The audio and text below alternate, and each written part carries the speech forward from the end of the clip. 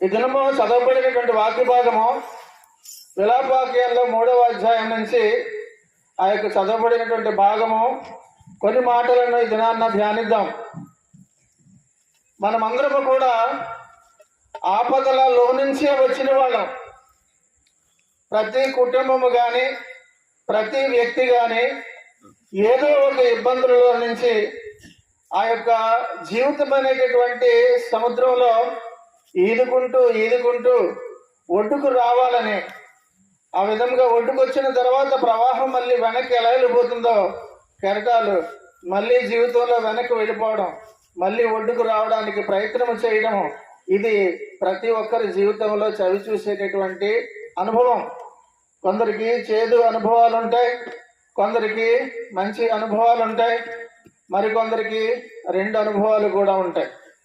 కనుక ప్రియమైనటువంటి దేవుని సంగమా, ఇటువంటి పరిస్థితుల్లో ఉండేటటువంటి మానవులలో ప్రత్యేకించి దేవుడిని ఎరిగినటువంటి దేవుని యొక్క ప్రజలతో, కష్టాల్లో ఉంటున్నటువంటి వారితో, ఇబ్బందులలో ప్రవాహాల్లో ఉన్నటువంటి వారితో దేవుడి దినాన్న ప్రత్యేకంగా మాట్లాడడానికి ఇష్టపడుతున్నారు. కనుక 3వ అధ్యాయము 1వ వచనంలో ఒకసారి చూసినట్లయితే, నేను ఆయన ఆగ్రహ దండము చేత బాధను అనుభవించిన నరుడను. చాలండి, బాధను అనుభవించిన నరుడను అన్న మాట అక్కడ చూస్తున్నాం. మన జీవితాల్లో జరిగేటటువంటి పరిస్థితులన్నిటిని కూడా చూసినప్పుడు ఒకసారి మనకి ఏమనిపిస్తుంది అంటే, దేవుడు ఆయన యొక్క కోపము నాపై చాలా ఎక్కువగా ప్రభావం ఉంది. ఆ యొక్క ఆగ్రహము వలన నేను చాలా ఎంతగానో బాధపడుతున్నాను. నన్ను బహుశా దేవుడు ఎంతగానో బాధ పెడుతున్నారు, నేను చాలా బాధను అనుభవిస్తున్నాను అని మనసులో చాలా మంది ఏదో ఒక సందర్భంలో బాధపడతారు. దేవా, నాకెందుకు ఇంత బాధలు ఇచ్చావు? నీవే నీ యొక్క ఆగ్రహాన్ని అనగా నీ కోపాన్ని బట్టి నేను తాళలేకపోతున్నాను అని ఏదో ఒక సందర్భంలో కన్నీరు విడుస్తూ ప్రార్థించినటువంటి దాఖలాలు ప్రతి ఒక్క సగటు క్రైస్తవుడికి కూడా ఉంటుంది. అయితే ఈ దినము మనము కూడా ఒకవేళ అలాగ అనుకున్నట్లయితే, నేను ఆయన ఆగ్రహ దండము చేత బాధను అనుభవించిన నరుడను అని ఒకవేళ నువ్వు అనుకున్నట్లయితే, బాధలలో ఉన్నటువంటి దినము నీతో నాతో అందరితో కూడా దేవుడి దినాన్ని మాట్లాడడానికి ఇష్టపడుతున్నారు. దేవుడు ఎవరి మీద కోపపడతారు? ఎందుకు కోపపడతారు? తన వారి మీదే కోపపడతారు. దేవునికి పట్టించుకోకుండా, దేవుడి గురించి ఆలోచించకుండా, దేవుడే నా సర్వస్వం అనే ఏమీ కూడా ఆలోచించకుండా తన మటుకు తాను లోకానుసారంగా జీవించే వారి గురించి దేవుడు పెద్దగా పట్టించుకోరు. కానీ దేవుడు ఎవరిని బాధిస్తున్నారు అని అంటే తన వారినే బాధించడానికి గల కారణం ఏంటనంటే నిన్ను సరిచేయడానికే కానీ కోపంతో నిన్ను అంతము చేయాలని దేవుని యొక్క చిత్తము ఎప్పుడూ ఉండదు. కనుక దేవుడు మన యొక్క జీవితాల్లో ఏదైనా ఒక కష్టాన్ని కలుగజేశారని అంటే దేవుడికి నీ మీద కోపమని కాదు, లేదా కష్టం ద్వారా నిన్ను అంతము చేయాలనో ఇంకా నిన్ను బాధ పెట్టే అనే ఉద్దేశం దేవునికి ఎప్పుడూ కూడా ఎవరి మీద కూడా ఉండదు. కాబట్టి తన ప్రజలపై దేవునికి కోపం ఉందంటే కారణం ఏంటనంటే నిన్ను సరిచేయాలని, నువ్వు సరిగ్గా లేవనే ఒక ఆలోచన దేవునికి కలిగితే నీ మీద అనగా దేవుని ప్రజల మీదే దేవుడు కోపపడతారన్నది ఈ దినాన్న దేవుడు మనకి జ్ఞాపకం చేస్తున్నారు. కనుక ప్రియమైనటువంటి దేవుని సంగమా, ఈ దినాన్న నీ పరిస్థితులను బట్టి నీకు అనిపించవచ్చు, నాకు చాలా బాధగా ఉంది, నా పరిస్థితి చూస్తుంటే మేడి పండులాగా పైకి నేను కనిపిస్తున్నాను, అందరూ చూసి అందముగా నన్ను చూస్తుండొచ్చు, నేను అన్ని విషయాల్లో బాగానే ఉన్నాను అని అనుకోవచ్చు. కానీ వ్యక్తిగతంగా నీకున్నటువంటి ఆ యొక్క పరిస్థితులు కానీ, జీవితంలో ఉన్నటువంటి ఆటుపోట్లు బట్టి కానీ, సమస్యలు కానీ, ఎదుర్కొంటున్నటువంటి విమర్శలు కానీ, వీటన్నిటిని బట్టి నాకేంటి పరిస్థితి ఎలాగుంది, నా దేవుడు నాపై ఉన్నటువంటి ఆగ్రహాన్ని ఇంకా ఆయన తగ్గించుకోలేదా అని ఒక్కోసారి మనసులో మనం అనుకుంటూ ఉంటాం. కనుక అటువంటి అప్పుడే ఈ మాట గుర్తుకొస్తుంది, దేవా నీ ఆగ్రహ జ్వాలల్లో నేను దహించుకుపోతున్నాను అన్నట్టుగా ఒకవేళ అంటున్నటువంటి వారితో ఇది నాన్న మాట్లాడుతున్నారు. కనుక ప్రియమైనటువంటి దేవుని సంగమా, నువ్వు అనుకుని ఉండొచ్చు ఇలాగా, నేను నా జీవితాన్ని దినదినము కూడా గడుపుతున్నాను, కానీ లోపల దేవా నీ యొక్క ఆగ్రహము చేత నీ కోపము చేత నేను లోపల ఎంతకన్నా కృషించిపోతున్నాను అని అంటున్నటువంటి బాధపడుతున్నటువంటి నీతో ఈ దినాన్న దేవుడు చెప్తున్నటువంటి ఆదరణకరమైనటువంటి మాట ఏమిటనంటే 22వ వచనంలో అంటున్నారు, యెహోవా కృపగలవాడు, ఆయన వాత్సల్యత ఎడతెగక నిలుచున్నది గనుక మనము నిర్మూలము కాకుండా వారం అన్నది ఎంతో ఆదరణకరమైన మాట. ఒకేసారి ఆకాశమంతా కూడా మబ్బులతో నిండిపోయినటువంటి ఆ యొక్క పరిస్థితి, ప్రళయం వచ్చేసేలాగుంది, ఏంటి ఒక్కసారి వాతావరణం ఇలా మారిపోయింది అని అనిపించినప్పుడు మబ్బులన్నీ కూడా ఒక్కసారి తొలగిపోయి ఆకాశం మళ్ళీ కూడా నిర్మలముగా ప్రశాంతముగా అయిపోయినప్పుడు ఎటువంటి అనుభూతి కలుగుతుందో నీ జీవితాల్లో కూడా కష్టాల్లో ఉన్నటువంటి నీకు కూడా దేవుడు చూపించినటువంటి ఈ యొక్క మాట, ఈ దినాన్న నీతో మాట్లాడుతున్నటువంటి ఈ మాట అటువంటి విధముగా మబ్బులు తొలగించబడి ప్రశాంతమైనటువంటి వాతావరణంలోకి ఉండేలాగా నీతో ఆదరణగా మాట్లాడుతున్న మాట, యెహోవా కృపగలవాడు, ఆయన వాత్సల్యత ఎడతెగక నిలుచున్నది కనుక మనము నిర్మూలము కాకుండా వారము అని ఎంతో చాలా చక్కటైనటువంటి మాట అది. కనుక ప్రియమైనటువంటి దేవుని సంగమా, ఈ దినాన్న అంత రిచ్ వెర్స్ తోటి, అంత అత్యధికమైనటువంటి కృపగల మాటతోటి ఈ దినాన్న మనందరితో దేవుడు మాట్లాడుతున్నారు. నీతో నాతో అందరితో కూడా దేవుడి మాట మాట్లాడతారు. చాలా చక్కటైనటువంటి ఆదరణకరమైనటువంటి మాట ఇది నాన్న దేవుడు మనతో మాట్లాడుతున్నారు. కాబట్టి ఎంత నిరాశపరిచేటటువంటి పరిస్థితులు నీ యొక్క కళ్ళెదురుగా ఉన్నా సరే ఈ దినము నీతో అంటున్నటువంటి మాట, యెహోవా కృపగలవాడు కనుక మనము నిర్మూలము కాకున్నాము. నిజమే కదా, ఆయన కృప ఉంది కనుకనే మనము నిర్మూలం కాకుండా లేదా నశించిపోకుండా, ఒక్క మాటలో చెప్పాలంటే అందరికీ అర్థమయ్యే భాషలో రోడ్డున పడిపోకుండా మనం ఈ దినాన్న సంతోషంగా ఉన్నామంటే కారణము యెహోవా కృపగలవాడు. కాబట్టి ఆయన కృపే మనల్ని కాపాడుతుందని ఈ దినాన్న మనకి తెలియజేస్తున్నారు. కాబట్టి ఒక్కోసారి నీ యొక్క పరిస్థితులు నీటి ప్రవాహం ఒకేసారి మీదకి వచ్చేస్తున్నట్టుగా, ప్రవాహం అంతా కూడా ఒకేసారి విడిచిపెట్టబడినప్పుడు లేదా అనుకోకుండానటువంటి సమయంలో వచ్చే వరద లాంటి వెలుగు లాంటి ప్రవాహం లాగా నీ మీదకి వస్తున్నట్టుగా నీ యొక్క పరిస్థితులు ఒకవేళ అనిపించినా సరే ఈ దినాన్ని అంటున్నారు, అది నువ్వు భయపడేటట్టుగా నీటి ప్రవాహము కాదు, నిన్ను వెంటాడుతూ నిన్ను తరుముకుంటూ నీ మీదకి వస్తున్నటువంటిది ఏంటో తెలుసా? కృపా ప్రవాహం అంటున్నాడు ఈ దినాన్ని. నీ మీదకి వస్తున్నటువంటిది నిన్ను అంతము చేసేటటువంటి నీటి ప్రవాహము కాదు. ఈ దినాన్న నీతోనికి దేవుడు ప్రవాహములాగా, కానీ నీటి ప్రవాహములాగా కాకుండా కృపా ప్రవాహంలాగా నీ దగ్గరికి వస్తున్నానని తెలియజేస్తున్నాడు. కనుక దిగులు పడకు ప్రియమైనటువంటి దేవుని సంగమా. ఈ దినాన్న ఆయన వాత్సల్యత ఎడతెగక ఉన్నది కనుక మనము నిర్మూలము కాకున్న వారమని ఈ దినాన్న అందుకే ఆ మాట పదే జ్ఞాపకం చేస్తున్నారు. కనుక ప్రియమైనటువంటి దేవుని సంగమా, దేవుని యొక్క సంఘము అనగా మనము, దేవుని యొక్క ప్రజలు అనబడేటటువంటి మన అందరినీ కూడా ఈ దినాన్న మనతో చాలా ఆశ్చర్యకరమైనటువంటి మాటలతో మనల్ని ఆదరిస్తూ మాట్లాడుతున్నారు. ఏమిటి ఆశ్చర్యకరమైనది అంటే, దేవుని సంఘం అనగా మనల్ని మోషే యొక్క మండుచున్నటువంటి పొదతో పోలుస్తున్నారు. మోషే యొక్క మండుచున్నటువంటి పొదతో పోలుస్తున్నారు. ఎందుకనంటే ఆ యొక్క పొద దగ్గర పొద మండుచుంది కానీ పొద కాలిపోలేదు. అనగా దేవుడు నీపై ఆగ్రహాన్ని చూపిస్తున్నారు కానీ నువ్వు నిర్మూలము కావట్లేదని అంటున్నారు. అని ప్రియమైనటువంటి దేవుని సంగమా, ఇది నువ్వు అనుకోవచ్చు, నా కఠినమైనటువంటి పరిస్థితులు బట్టి నేను నిప్పుల్లోనే ఉన్నట్టున్నదని నువ్వు అనుకోవచ్చు. కానీ మోషే పొద నీకు జ్ఞాపకం చేస్తున్నారు.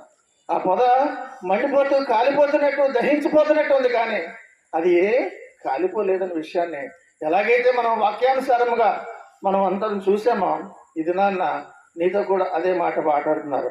నీవు కొరింథీయులకు రాసినటువంటి 2వ పత్రిక 4వ అధ్యాయము 9వ వచనంలో చాలా చక్కటి మాట ఉంటుంది. కొరింథీయులకు రాసిన 2వ పత్రిక 4:9 చూద్దామా? తరుమబడుచున్నను దిక్కులేని వారము కాము, పడద్రోయబడినను నశించు వారము.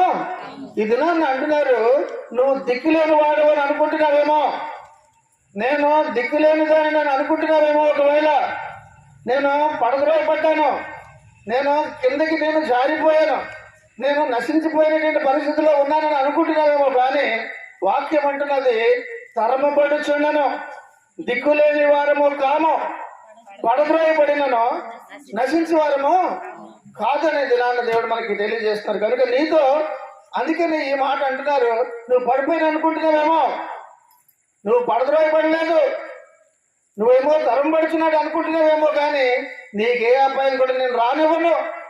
అందుకని అంటున్నారు. ఎందుకనంటే యెహోవా కృపగలవాడు కనుక నిన్ను పడిపోయినవారు.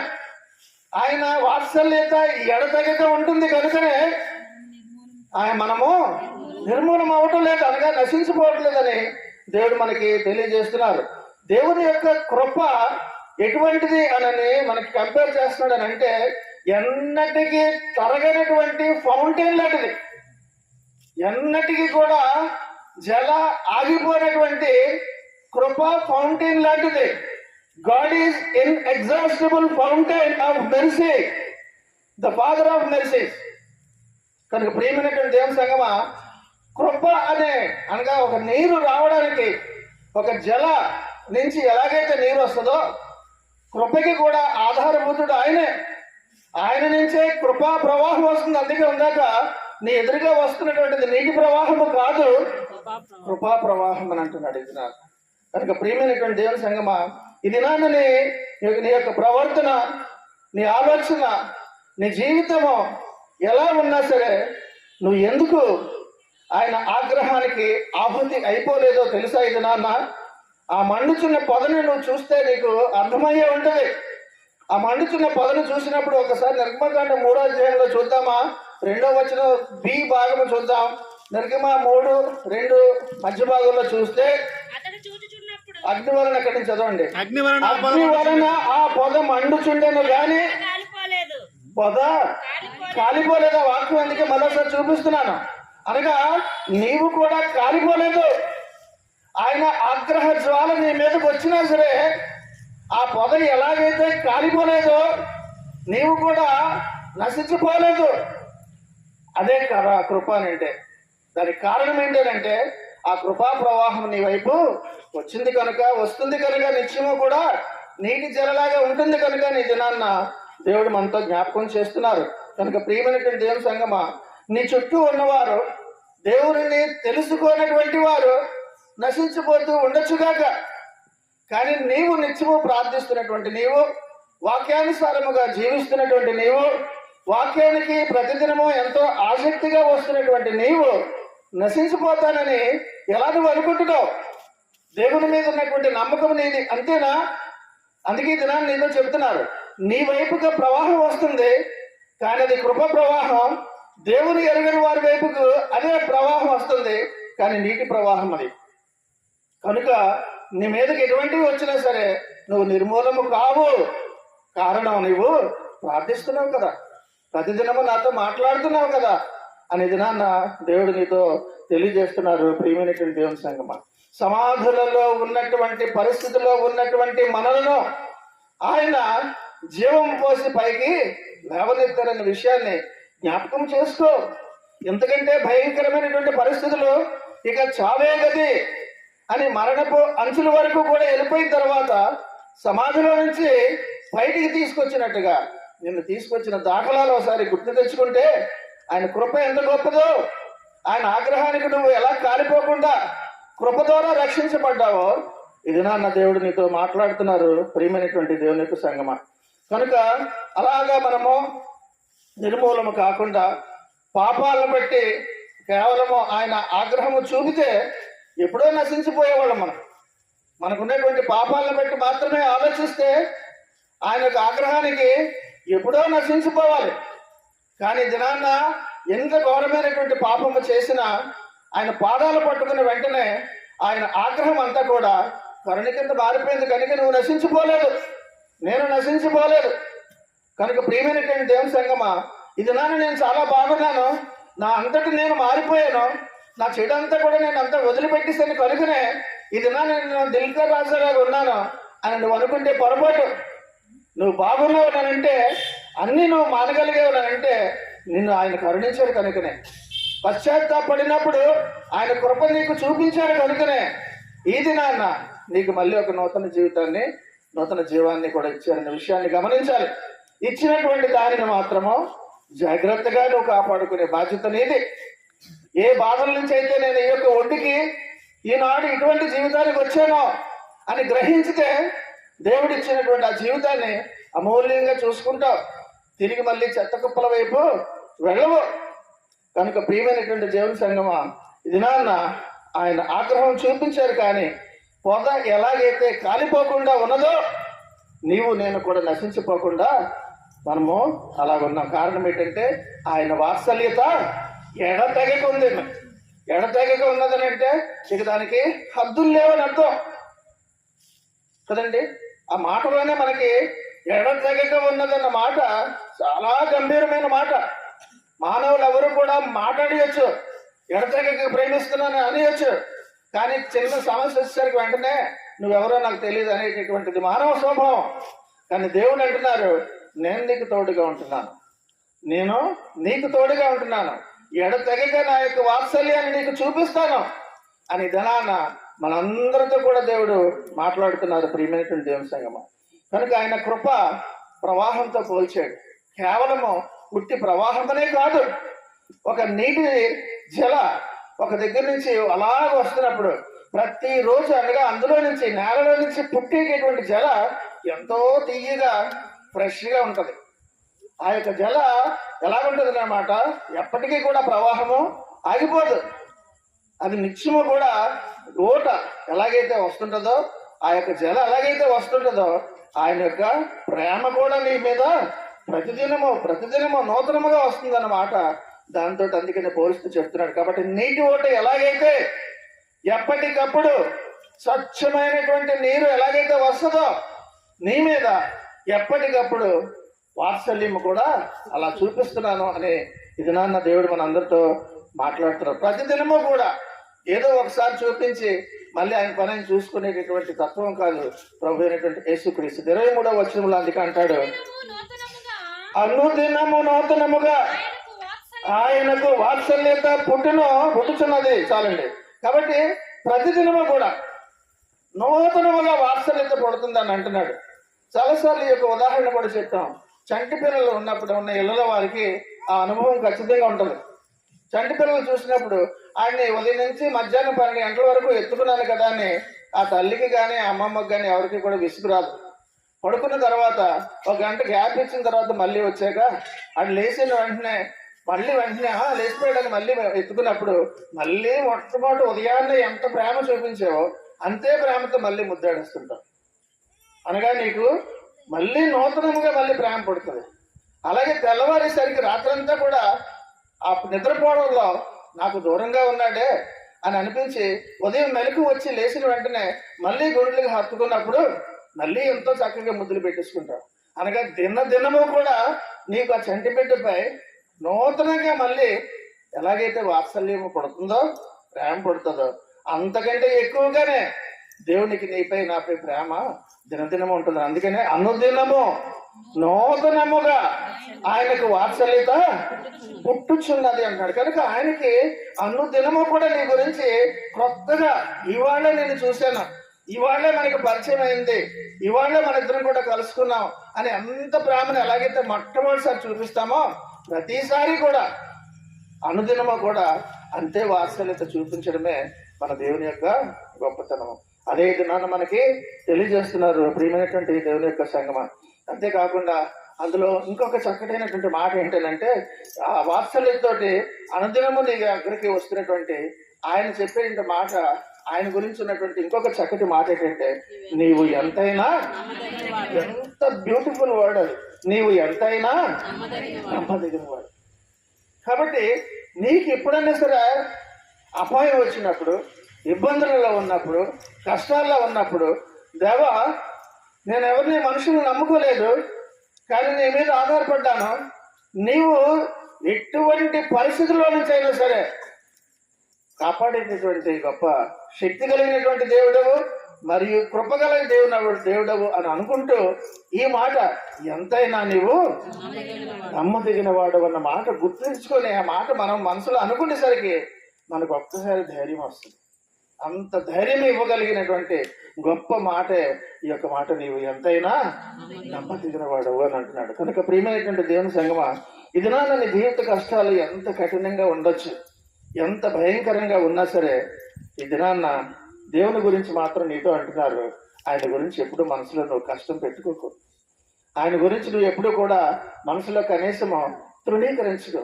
ఏంటి దేవా, రోజు నీకు ప్రార్థన చేస్తున్నాను కానీ నువ్వు నాకు ఏంటి చేశావు అని ఒక్కోసారి కొందరు బైబిల్ ఇలా పడేస్తుంటారు. జీవితంలో ఒక్కసారి కూడా అటువంటి పని చేయకూడదు. అనగా చిన్న విషయంలో కూడా నీవు నీ యొక్క విసుగుని కానీ నీ యొక్క కష్టాన్ని నీవు ఆ విధంగా దేవునిపై వ్యక్తపరచకూడదు అంటున్నాడు. కనుక ప్రియమైనటువంటి దేవుని సంగమా, నీకు ఎటువంటి పరిస్థితి వచ్చినా ఇది నాన్న దేవుడు అంటున్నారు, దేవునిపై నువ్వు కష్టం పెట్టుకోకు. దేవునిపై నువ్వు కష్టం పెట్టుకోకు. ఆయనను నువ్వు తగులాడుకు ఆయనతో నువ్వు వాదించుకొని కూడా అంటున్నాడు. కనుక ఎందుకు మాట్లాడుతున్నాడంటే, నీవు ఎంతైనా నమ్మదగిన వాడు అన్న మాట మనకి మనసులో ఉన్నప్పుడు నీకు మళ్ళీ అటువంటి చర్య క్రియ ఎందుకు వస్తుంది? రాకూడదు. ఎటువంటి దీంట్లోనైనా సరే దేవుని విషయంలో నీ యొక్క మైండ్ బ్యాలెన్స్ తప్పకూడదు. ఎప్పుడు ఒకే రకమైనటువంటి గురి, ఒకే రకమైనటువంటి విశ్వాసము దేవుని మీద నీకు నిరంతరము కూడా ఈ ఊపిరి నాసికారంధ్రములో ఆగిపోయేంత వరకు కూడా రోజు రోజుకి కూడా ఆయనదైతే వాత్సల్యత ఎలా పెరుగుతుందో నీ విశ్వాసము కూడా అలాగే పెరుగుతూ ఉండాలని ఇది నాన్న దేవుడు మనకు తెలియజేస్తున్నారు. 24వ వచనంలో చూద్దాం. అక్కడ యెహోవా నా భాగమని నేను అనుకొనుచున్నాను, ఆయన యందు నేను నమ్మిక ఎంచుకొని ఉంచాలని. కనుక మన దేవుడు ఉన్నవాడు, మంచివాడు, గొప్ప దేవుడు, చాలినటువంటి దేవుడు. అంత గొప్ప దేవుడు అంటున్నటువంటి మాట యెహోవా నా భాగమని నేను అనుకొనుచున్నానని నువ్వు అనుకోవాలి. అనగా ఇది నాన్న యెహోవా నా భాగమని నేను అనుకుంటున్నానన్న మాట నువ్వు నేను అందరం కూడా అనుకోవాలి. అనగా నా ఆత్మ నాతో చెప్పాలి ఏమన్నానంటే, యెహోవా నా భాగమని. నీ ఆత్మ నీతో చెప్పాలి, యెహోవా నా భాగమని చెప్పాలి. భాగమని అనగా పోషణ. నీ యొక్క భాగం అంటాం కదా, నా పోర్షన్ ఇదంటే నీవు కదా. ఉదాహరణ ఇల్లు గురించి చూస్తే ఇది నా పోర్షన్ అండి అని అంటాం. అలాగే ఇది నాన్న దేవుడు అంటున్నారు, ఈ లోకంలో ఉన్నదంతా కూడా నువ్వు ఒకవేళ కోల్పోయినా, ఈ జీవితం అంతా కూడా ఎలాగైపోయింది, నా జీవనాధారమే కోల్పోయాను అన్నట్టుగా అనిపించిన, ఆఖరికి ప్రాణం కోల్పోతున్నాను అటువంటి పరిస్థితుల్లో నువ్వు వచ్చినా సరే, ఇది నాన్న అంటున్నారు, దేవునిపై నువ్వు ఆసక్తి ఇప్పుడు కూడా పెంచుకోవాలి తప్పించి నువ్వు ఆయన మీద కోపం కానీ కష్టం కానీ పెట్టుకోకూడదు అంటున్నారు. కాబట్టి భూమి మీద ఉన్నటువంటి నీవు ఒక భాగమో లేదా ఒక పోర్షన్ కలిగి ఉండి ఇది నా పోర్షన్ లేదా ఇది నా భాగం అని ఎలాగ అనుకుంటావో, నీ ఆత్మ ఉండడానికి యెహోవే మన భాగము. నా ఆత్మ ఉండేటటువంటిది యెహోవా నా భాగము. అక్కడే ఆయన దగ్గరే, ఆయనలోనే నా ఆత్మ నివసిస్తుంది, ఆయనలోనే నేను ఆధారపడుతున్నాను. యెహోవే నా భాగము, హీఈస్ మై పోర్షన్ అనగా అర్థం అది. కనుక ప్రియమైనటువంటి దేవుని సంగమా, ఇది నా దేవుడు అంటున్నారు, నీకు ఉన్నటువంటి లోకాల రీతిగా ఉన్నటువంటి ఆ యొక్క భాగాలన్నీ కూడా ఉండొచ్చు, ఉండకపోవచ్చు, లేదా నువ్వు దాన్ని విడిచిపెట్టి వెళ్ళిపోవచ్చు.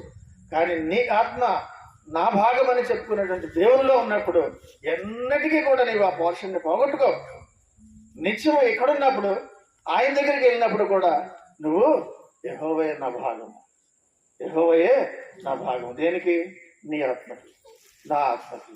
కనుక ప్రియమైనటువంటి దేవుని సంగమా, అందుకని అంటున్నాడు, యెహోవా నా భాగమని నేను అనుకుంటున్నాను, ఆయన యందు నేను నమ్మిక ఉంచుకుంటున్నాను అన్న మాట మనకి తెలియజేస్తున్నాడు. కనుక ప్రియమైనటువంటి దేవుని యొక్క సంగమా, ఇది నాన్న నీకు ఈ యొక్క మాటలన్నీ కూడా జ్ఞాపకం చేసుకున్నప్పుడు దేవుడు ఎంతగానో ఆదరణనిస్తారు, ఎంతో మనకు మనసుకు ఊరటనిస్తారు, సంతోషాన్ని ఇస్తారు, దుఃఖము కూడా తీసివేస్తున్నారని ఇది నాన్న దేవుడు మనకి తెలియజేస్తున్నారు. కాబట్టి దేవుని మీద అటువంటి నువ్వు ఆలోచన కలిగి ఉన్నప్పుడు నీ జీవితంలో మేలు వెంబడి మేలు, కృప వెంబడి కృప ఆయన అనుగ్రహిస్తారని కూడా దేవుడు మనకి తెలియజేస్తున్నారు. కాబట్టి నువ్వు మనుషులను ఆశ్రయించుకో, దేవుని మీదే ఆధారపడు. నా దేవుడే నాకు ఏదన్నా చేయాలి, నా దేవుడు మాత్రమే నా జీవితాన్ని బాగు చేయగలరు, నా దేవుడు మాత్రమే నాకు మంచి జీవితాన్ని ఇవ్వగలరని నువ్వు దేవుని మీదే ఆశ్రయిస్తే దేవుని మీదే ఆధారపడితే నీ జీవితంలో కొదువ అన్న మాట ఎప్పటికీ కూడా ఉండదు. కాబట్టి దేవుని మీదే మనందరం కూడా ఆధారపడదామనే దినాన్ని దేవుడు మనకు తెలియజేస్తున్నారు.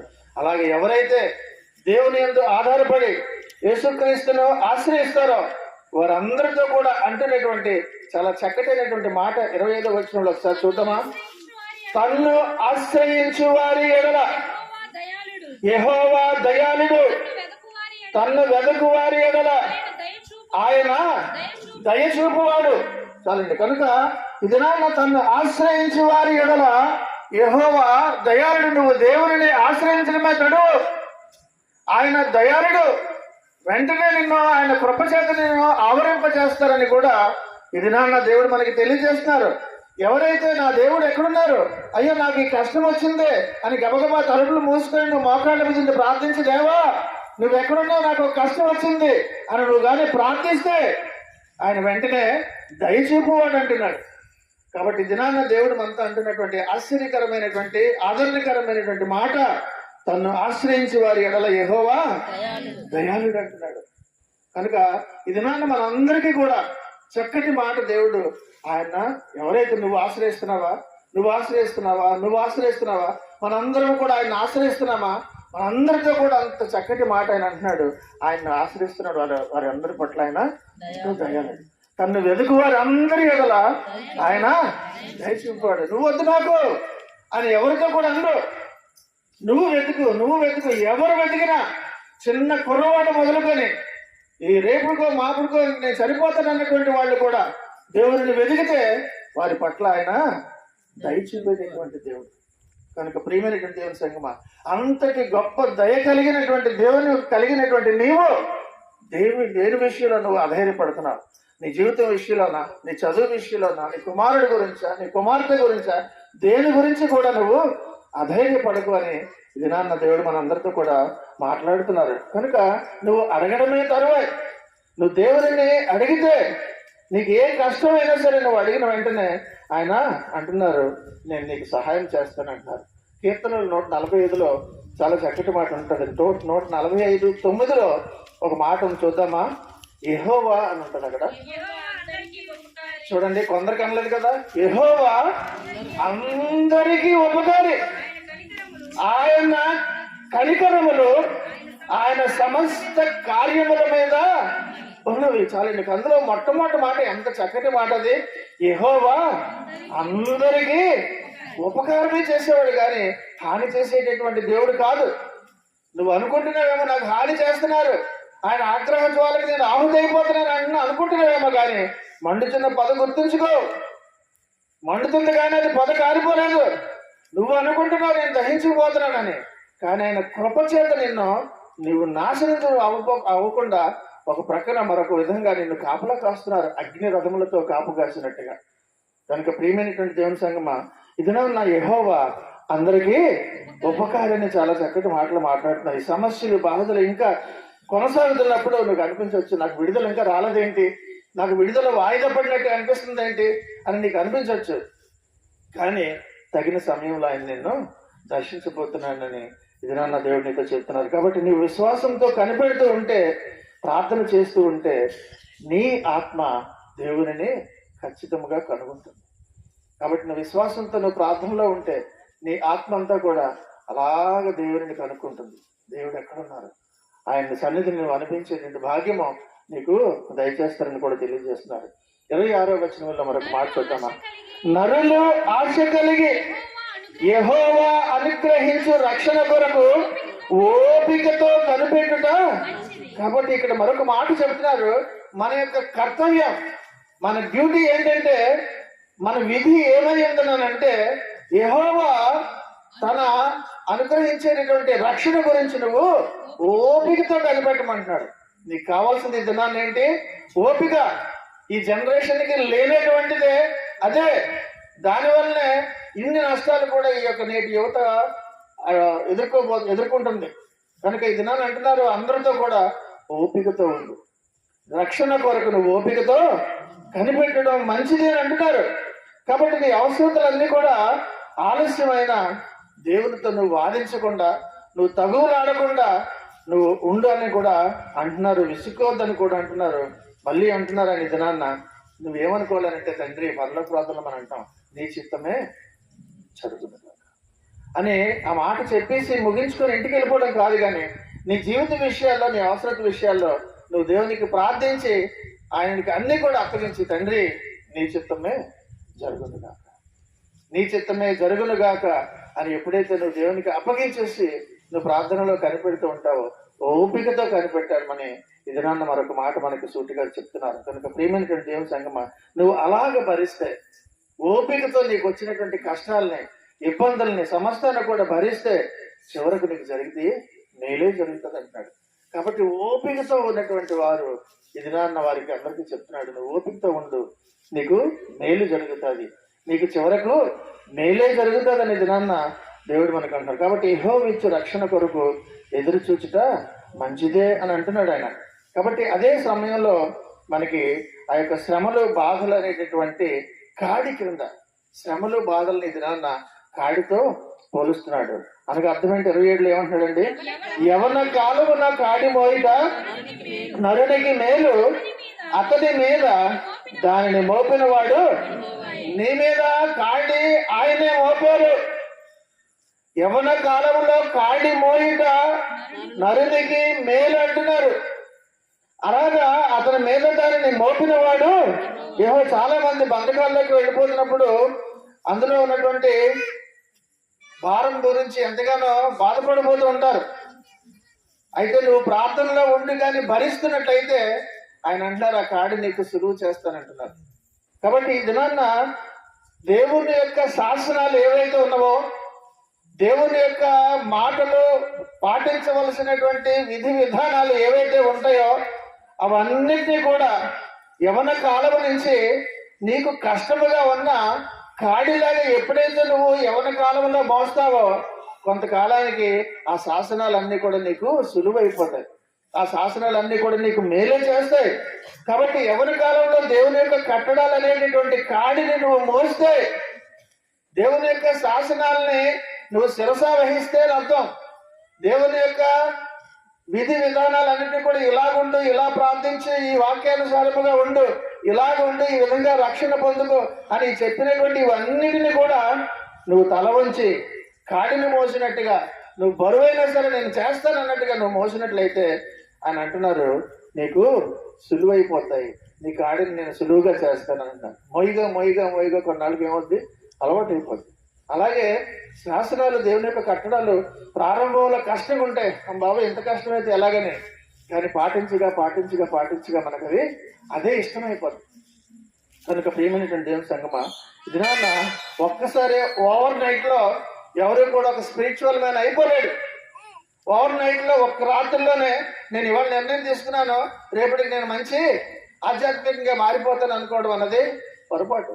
గ్రాడ్యువల్ గా క్రమేణా దేవుని స్వారూప్యంలోనికి రావడానికి, సర్వ సత్యములోనికి నడిపించబడ్డానికి కొంత సమయం అంటూ పడుతుంది. అంతవరకు కూడా ఓపికతో ఉండమంటున్నారు ఇది నాన్న. కాబట్టి దేవుని క్రీస్తు స్వారూప్యంలోనికి రావడానికి నిర్ణయం తీసుకున్న దగ్గర నుంచి నీకు కొంత సమయం వరకు కూడా నువ్వు ఓపికతో ఉన్నట్లయితే ఆయన స్వారూప్యంలోనికైనా మారుస్తారని కూడా తెలియజేస్తున్నారు. అది యవ్వన కాలంలో ఉండగానే ఆయన కాడి మోంట నరునికి మేలు, ఆ కాడిని నేను నీపై పెట్టిన వాడిని కూడా నేనే అనేది తెలియజేస్తున్నారు. కనుక ఈ దినమే ఆ యోక్ ఆఫ్ ఎఫ్లిక్షన్స్ గురించి, శ్రమల కాడి గురించి నీతో మాటలు చెబుతున్నారు. కాబట్టి ఓపిక సహనము కూడా అవసరం. లేవి కాండంలో మనం ఒకసారి చూస్తాం. ఒకసారి అహరోనికి ఏమైందనంటే తన కుమారులు ఇద్దరు కూడా నాదాబు, ఇంకోళ్ళు ఎవరండి? అబీహు.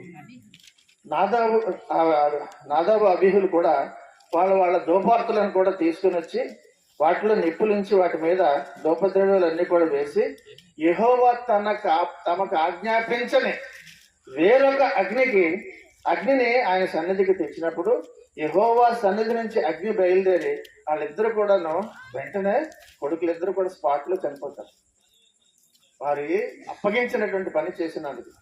అలాగే జరిగిన వెంటనే అహరోను కింద మీద పడిపోయి ఆడిచలేదు, మౌనముగా ఉండిపోయాడు. దేవుని యొక్క ఆగ్రహానికి చూశాడు. ఇద్దరు కుమారులు కూడా ఎట్ ఏ టైం కూడా అలాగ కళ్ళెదురుగా చనిపోవడాన్ని ఒకసారి చూసిన వెంటనే మౌనముగా కూడా ఉండిపోయాడు. అక్కడ చూద్దాం ఒకసారి లేవీకాండం 10వ అధ్యాయంలో 3వ వచనం చివరి ఉంటది. అహరోను ప్రజలందరి ఎదుట నన్ను మహిమపరచుకుందును. మౌనముగా నుండగా చాలండి. అహరోను ఏం చేశాడండి? మౌనముగా ఉన్నాడు. చాలండి. కనుక వాళ్ళిద్దరూ కూడా అలా చనిపోయినా సరే, సాధారణంగా సడన్ గా చనిపోతే దుఃఖం ఎవరైనా ఆపుకోగలరా? అందులో ఇద్దరు కూడా చనిపోవడం, అయినా సరే మౌనముగా ఉన్నారు. మరొక సందర్భంలో కూడాను అరణ్యంలో కాదేశులకు వీళ్ళందరూ కూడా దిగినప్పుడు సంఖ్యాకాండంలో భాగం అంతా కూడా ఉంటుంది 20వ అధ్యాయంలో. మిరియాము చనిపోయింది. అప్పటికే మిరియాము చనిపోయిన తర్వాత వీళ్ళందరికీ కూడా నీటి సమస్య వచ్చింది, తాగడానికి నీళ్ళు లేవు. మోషే అహరోనులు కూడా ప్రత్యక్ష గుడారంలోకి వెళ్ళి ద్వారములన్నీ కూడాను ద్వారం లోపలికి వెళ్ళి సాగిలపడి యెహోవాను వారందరూ కూడా మహిమను చూస్తారు. అక్కడ ఆయనకి ప్రార్థన చేసినప్పుడు ఆ మహిమను చూసినప్పుడు అక్కడ యెహోవా వారుతున్నారు, నీవును నీ సహోదరుడును ఈ సమాజం అంతటిని కూడా పోగు చేసి వారందరూ చూస్తుండగా వారి కన్నుల ఎదుట చాలండి వారి కన్నుల ఎదుట ఆ బండతో మాట్లాడన్నారు. అది నీడనిచ్చున్నారు. మాట్లాడమంటే ఏం చేశాడు తను? ఆయనకి వెళ్ళేసరికి వాళ్ళందరినీ చూసి ద్రోహులారా అన్నాడు. ద్రోహులారా వినుడి, మేము ఈ బండలో నుండి మీ కొరకు నీళ్లు తేవలనా అని చెప్పి 2 సార్లు ఆ బండ మీద మాట్లాడమంటే కర్రతో 2 సార్లు కూడా కొట్టిన వెంటనే కనాను ప్రవేశాన్ని శాశ్వతంగా కోల్పోయాడు మోషే. అయినప్పటికీ కూడా మోషే అహరోను కూడా మౌనముగానే ఉన్నారు. అనగా దేవుని దగ్గర మౌనముగా ఉండడం నేర్చుకోవాలి. ఎప్పుడు అంటే ఎంతటి భయంకరమైనటువంటి విషమ పరిస్థితులు వచ్చినా సరే, అహరోను ఎలాగైతే కొడుకులు ఇద్దరు కూడా చనిపోయిన వెంటనే అలాగ మౌనంగా ఎలా ఉండిపోయాడు. నువ్వు రావడానికే వీల్లేదు, కణానికి ప్రవేశమే లేదని చెప్పినప్పుడు మోషే అహరోనులు కూడా ఎలాగైతే మౌనంగా ఉండిపోయారో, దేవుడి దగ్గర కూడా నువ్వు మౌనముగా ఉండడం నేర్చుకోవాలి. మౌనం అన్నది చాలా పవర్ఫుల్ అయినటువంటి వెపనం అనుకుంటాం మనం. మౌనముగా దేవుని దగ్గర అలాగా మనసులో గంభీరమైనటువంటి ప్రార్థన చేసుకుంటూ దేవుని దగ్గర మౌనముగా ఉంటే ఆయన యొక్క ప్రసన్నత వెంటనే వెంటనే వెంటనే మనం పొందుకుంటాం. కాబట్టి మౌనము అన్నది ఒక్కోసారి అవసరమే. దానికి ప్రియమైన దేవుని సంఘం నీ జీవితంలో ఏదైనా జరుగుతున్నప్పుడు తిరుగుబాటు స్వభావం దేవుని పట్ల నువ్వు కష్టం పెట్టుకొని ఆయనతో నువ్వు గొడవలు పెట్టేటటువంటి పరిస్థితుల్లో నువ్వు ఉండకుండా ఏమంటున్నారు? మౌనంగా. దేవా, నేను మౌనంగా ఉంటున్నాను, నా సంగతి నీకు తెలుసు, నా పరిస్థితి నీకు తెలుసు, నువ్వు ఎటువంటి వాడో నాకు తెలుసు, నీ చిత్తము జరుగును కాక నేను నీ మీదకి అన్ని కూడా విడిచిపెట్టేశాను, కాబట్టి నేను ఇంకేమీ కూడా దిగులు పడను. అలాగని నేను విచారంలో లేనని కాదు, కానీ మౌనముగా ఉంటాను. నీ సమాధానం కొరకు, నీ యొక్క ఆగమనము కొరకు నేను నిరీక్షిస్తూ ఉంటాను దేవాన్ని, మౌనముగా ఉంటానన్నమాట. ఈ దినాన్న మనం కూడా మనం నేర్చుకోవాలని కూడా దేవుడు తెలియజేస్తున్నారు. ఈ 2 సంఘటనలు బట్టి మౌనముగా ఉండుట మనము నేర్చుకోవాలి. కనుక ప్రియమైన దేవుని సంగమా, మౌనం ఏం తెలియజేస్తుందంటే దేవుని యొక్క చిత్తానికి తల వంచుట అన్నది తెలియజేస్తుంది. దేవుని చిత్తానికి నువ్వు తల వంచావు అని అర్థం. ఏది చేసినా నీ ఇష్టమే దేవా అని మౌనంగా ఉండడం దేవుని చిత్తానికి తల వంచి అంగీకారాన్ని తెలియజేయడం అని ఇది మనము గ్రహించాలి. కనుక ప్రియమైన దేవుని సంఘం 28వ వచనంలో చూద్దాం ఒకసారి.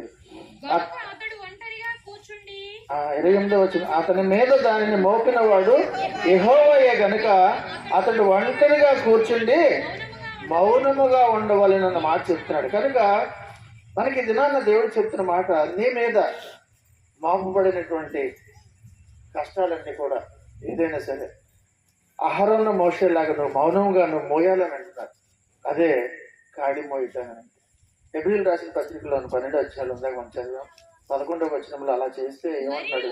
మరియు ఈ రోజు ఇప్పుడు నీకు అన్ని కష్టంగా ఉన్నాయేమో, కానీ అని అంటున్నాడు, మరియు ప్రస్తుతమందు సమస్త శిక్షయు దుఃఖకరముగా కనబడనే గాని సంతోషకరముగా కనబడదు. అయినను దాని యందు అభ్యాసము కలిగిన వారికి అది నీతి అన్నో సమాధానకరమైన, ఎంత చక్కటి మాట అండి. కాబట్టి మరియు ప్రస్తుతమందు సమస్త శిక్షయు దుఃఖకరముగా నీకు కనబడుతుందేమో, కానీ ఆయన అంటున్నాడు చివరికి ఏంటంటున్నాడు, సమాధానకరమైనటువంటి ఫలము నీకు ఇస్తుంది. నీకు ప్రస్తుతం అంతా కూడా అంధకారంగా కనిపించవచ్చు, అంతా కూడా నాకు శిక్షణలాగా ఉందండి, శిక్షిస్తున్నట్టు ఉందండి అన్నట్టుగా నీకు అనిపించవచ్చు. కానీ చివరికి ఏమంటున్నారు, ఇది నీతో చెప్తున్న వాగ్దానం సమాధానకరంగానే జరుగుతుంది నీకు అన్ని కూడా. అది ఈ దినాన్న మనందరికీ కూడా చక్కటి వాగ్దానాన్ని దేవుడు మనకి ఇస్తున్నారు. కాబట్టి నీ కష్టాలను నీ బాధల్లోనూ నువ్వు ఎలా ఉండాలంటే వినయముగా ఉండాలి, మౌనముగా ఉండాలి. నీ చిత్తమే జరుగుగా కానీ దేవుని దగ్గర మనం తల వంచాలి.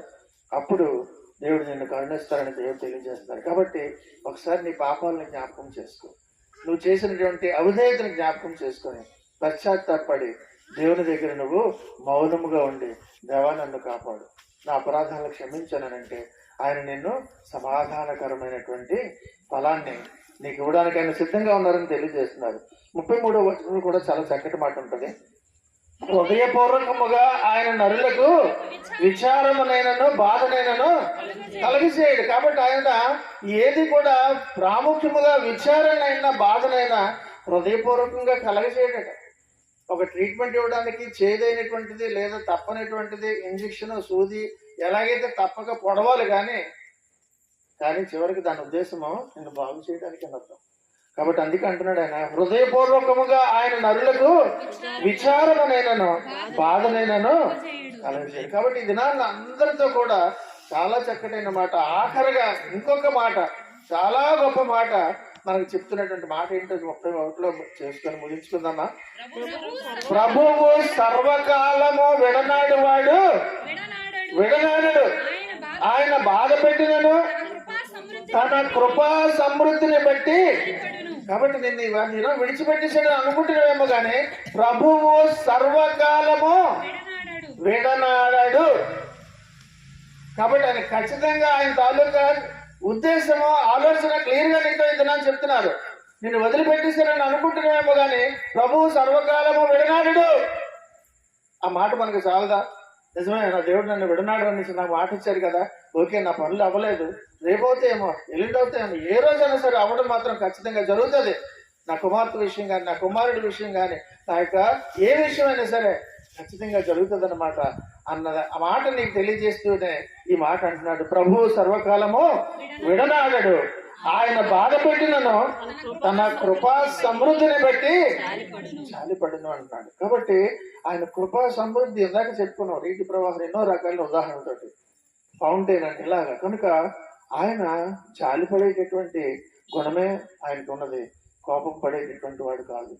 కనుక ఈ దినాన్న పరిశుద్ధాత్మ దేవుడు మన అందరితో ఆదరణకరమైనటువంటి మాటలు ఈ దినాన్న మనతో మాట్లాడుతున్నారు. ప్రాముఖ్యంగా ఈ కుటుంబ సభ్యులందరితో కూడా దేవుడు ఆదరణకరమైన మాటలు మాట్లాడుతున్నారు. నువ్వు దిగులు పడకు, నేను నీకు తోడై ఉన్నాను, నీకు అన్ని కూడా నేను సమాధానకరమైనటువంటి మేలుతోటే ఫలాన్ని ఇస్తానని ఇది నన్ను మన అందరితో కూడా దేవుడు చెప్తున్నారు. అటు భాగ్యము అటు ఆశీర్వాదాలు మన అందరం కూడా పొందుకొని దేవుణ్ణి మహింపరుద్దాం. అటు భాగ్యం దేవుడు మనందరికీ కలగజేసి నడిపించిన గాక.